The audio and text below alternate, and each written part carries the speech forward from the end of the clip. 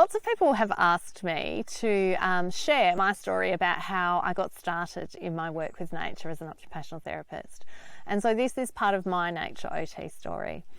I have always done things in nature. From a young child, I've always been a gardener. I've done lots of hiking and sailing and camping and, being outside and being physically active in nature. But it's only in the last probably 5 or 6 years that I've come to understand the power and the benefits of being in nature, of stopping, slowing, being still and connecting with nature in a different way. And so, for me, my reason why that's been so important is off the back of living a lot of years with a lot of anxiety. That largely was contributed to when I had breast cancer when I was 28. So I had a 2-year-old and an 8-month-old baby and had high risk, locally advanced, aggressive breast cancer. And, I had all the treatment that I could have. I had a mastectomy. I was forced to wean our baby at a time that I was training as a breastfeeding counsellor. So it was one of the most important parts of my occupation of mothering. I had chemotherapy, radiotherapy, hormone treatment. And, at the end of that was told that I had a 50% chance of being alive in 5 years, which I didn't think was very good given how horrendous the treatment was. But, that was my reality. And so, that tipped me into really just being super busy and feeling like I needed to fit in all the things that I wanted to do in case my time was limited. I really just couldn't stop. I couldn't stop. At one point I had 4 part-time jobs, including my own private practice in lymphedema treatment.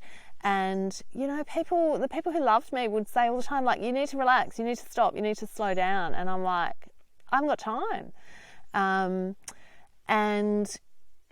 As occupational therapists, we would understand that isn't really not a very healthy way to be living. And, it's really only in the last 5 or 6 years that through my work with nature connection and particularly my training in forest therapy or forest bathing that I've been able to stop and slow down and, the power of this sensory nature connection in getting me to that place has been amazing. And so, for me, I spent a lot of time. I did a postgraduate certificate in permaculture design and did all my work in that around the relationship between nature, the environment and human health and well-being from an OT perspective. And so, I read lots of literature and really just became extremely passionate about how this fits so well with our OT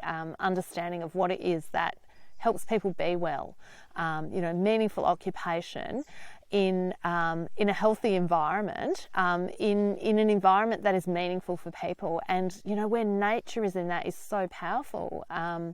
So I thought I would do research. I wanted to do some research into the functional outcomes of forest bathing.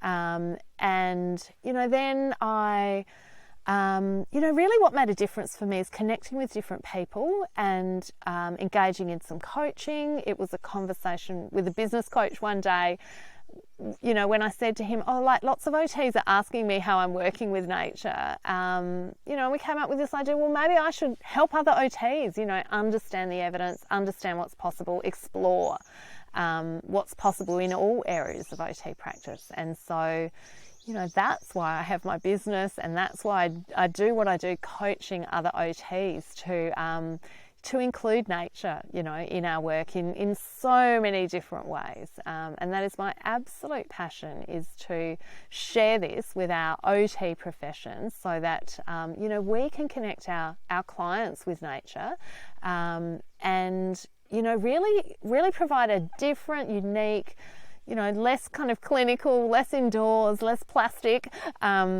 way of working as an OT. That is also good for us. you know, to work in a way that fills us with joy and supports our well-being as OTs. And so, you know, I would love to work with you, to hear from you what your Nature OT story is, and, you know, how we can share this more widely with all of our profession.